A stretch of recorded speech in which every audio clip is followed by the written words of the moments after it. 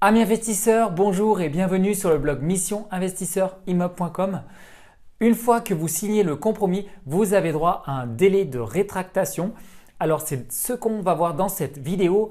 Qu'est-ce que le délai de rétractation et à qui il profite? Ça se passe tout de suite et c'est après le jingle.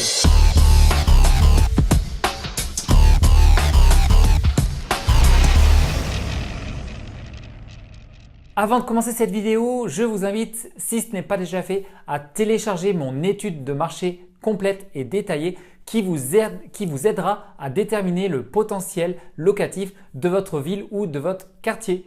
Voilà, le lien est tout de suite en dessous de cette vidéo. Alors, qui peut se rétracter et qui peut bénéficier de ce délai de rétractation de 10 jours?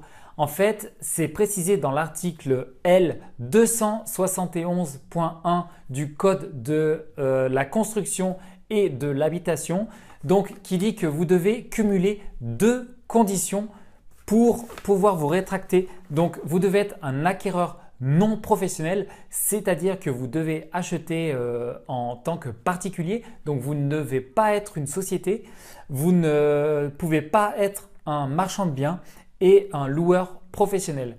Ça, c'était la première condition. La deuxième condition, c'est acquérir un immeuble d'habitation. Donc, il peut s'agir d'une habitation en tant que résidence principale, de résidence secondaire ou d'investissement locatif dans le sens où ce n'est pas une activité professionnelle.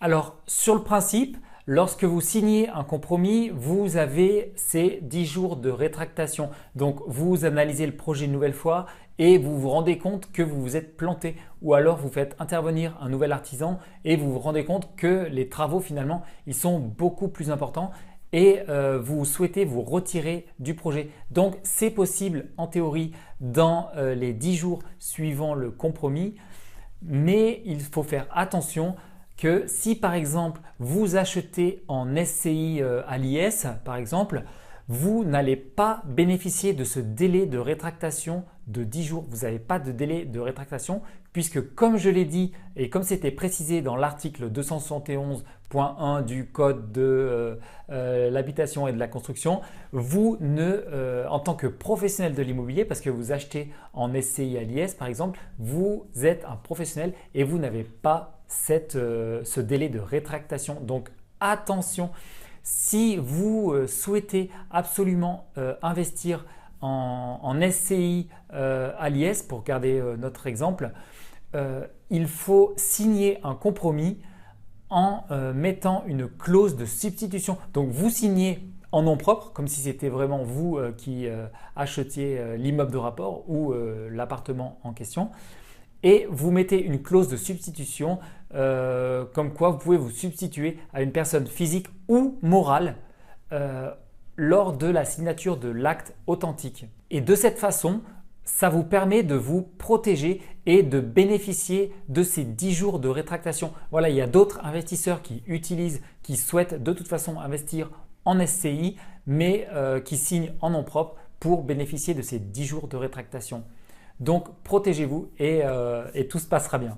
Juste un petit conseil, ne dites jamais et surtout pas par email à l'agence, si c'est l'agence l'intermédiaire ou au vendeur, que vous souhaitez de toute façon acheter en SCI puisque il y aura des écrits et après ce sera beaucoup plus facile pour le vendeur de se retourner contre vous parce que même si vous signez en tant que personne en nom propre et que vous utilisez dans les 10 jours suivant la signature du compromis le délai de rétractation pour sortir de la vente, le vendeur pourra, donc bon, ce n'est pas dit qu'il le fasse, mais il pourra vous attaquer et réclamer l'exécution forcée de la vente, et c'est-à-dire de vous forcer à signer.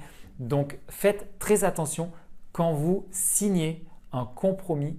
Faites-le en nom propre en premier si vous n'êtes pas sûr à 100% du projet.